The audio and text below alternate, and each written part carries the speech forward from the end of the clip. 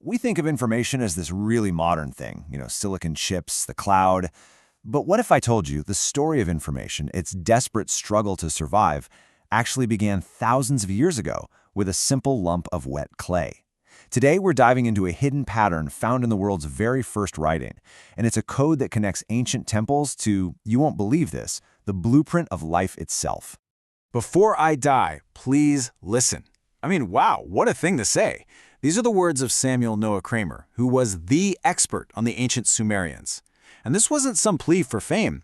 This was a man who felt the weight of a discovery so huge, so profound, he was just desperate for the rest of us to hear it. So, what on earth did he find? So Kramer spent decades, literally decades of his life, hunched over thousands of these ancient clay tablets. He was translating everything from epic poems to, basically grocery lists. But he started noticing something off, a kind of glitch in the matrix. Certain phrases kept showing up where they just had no business being. A line meant for a sacred hymn would just pop up in a dusty old warehouse record. He called them the sentences that wouldn't let go. Okay, let's look at a real example, because this is where it gets really strange. On the left, you've got this beautiful poetic line from a hymn to a god. But then on the right, it's the exact same phrase. Only this time, it's in a totally boring log of building materials. Now, most scholars would just brush this off. A coincidence, right?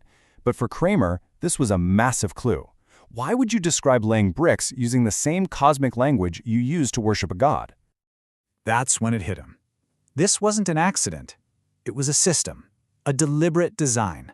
He realized he wasn't just translating a language anymore, he was tracing how an entire civilization was teaching itself how to think.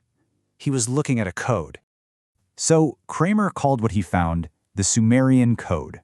And just to be clear, this wasn't some kind of secret cipher you need a key to crack. No, it was more like a cultural programming language. By embedding that sacred, cosmic language into the most mundane, everyday stuff, every single law, every tax receipt, every trade deal, it all reinforced the exact same worldview. It was basically ideological engineering on a civilization-wide scale. And check this out. This code wasn't just on the clay tablets. Kramer looked at the Great Ziggurat of Ur and called it a three-dimensional text. Each level, each terrace, represented a part of the cosmos. As you climbed those stairs, you weren't just walking. You were physically moving through their theology, enacting the cosmic order that was written on the tablets. You were living the code.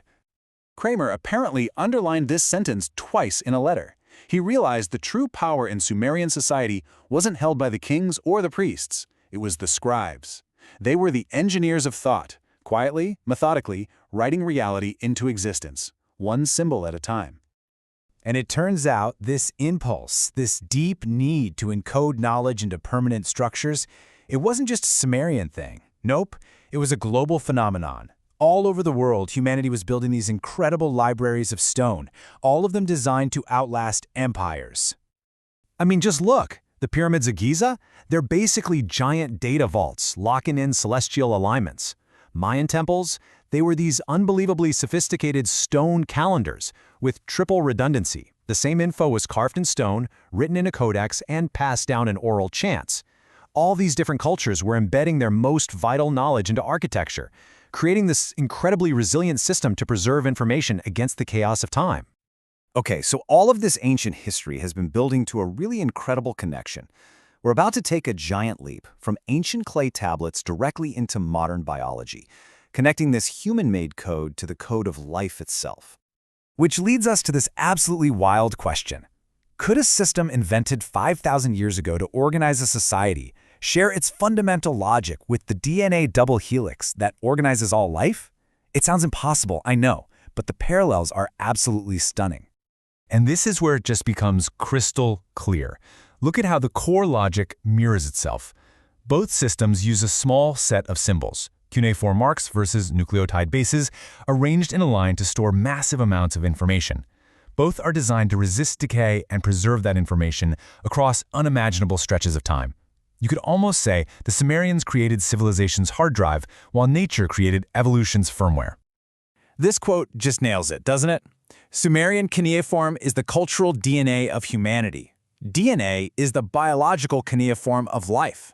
They're both expressions of the same universal principle: information wants to persist. One was written by civilization, the other by creation itself, but they're both speaking the exact same language of pattern and permanence. So, why does any of this ancient history matter right now? Because that impulse, that ancient drive to write our world into existence, has come full circle, connecting the Sumerians directly to our most advanced, cutting-edge technology. If you trace how we've stored data over time, you go from clay to papyrus to magnetic tape to silicon chips, each step making the medium smaller and more efficient. But that last step on the timeline is the most profound one. We've gone from writing on Earth to writing on the actual building blocks of life itself. And what's so incredible is that the logic we use today to protect our digital world echoes these ancient strategies. Distributed cloud storage? That's just the modern version of Mesopotamia's temple network. Digital error correction? It's the same principle of redundancy the Mayans were using. We are, in a very real way, rediscovering wisdom that was first perfected in stone. And this is the ultimate payoff. The clay tablet has, metaphorically, dissolved into the cell. We are now literally encoding digital data, books, photos, entire archives, onto synthetic strands of DNA. The ancient Sumerian project of giving thought a physical body has merged with the biological project of encoding life. Civilization's external memory is finally meeting evolution's internal memory. And that leaves us with one last massive question.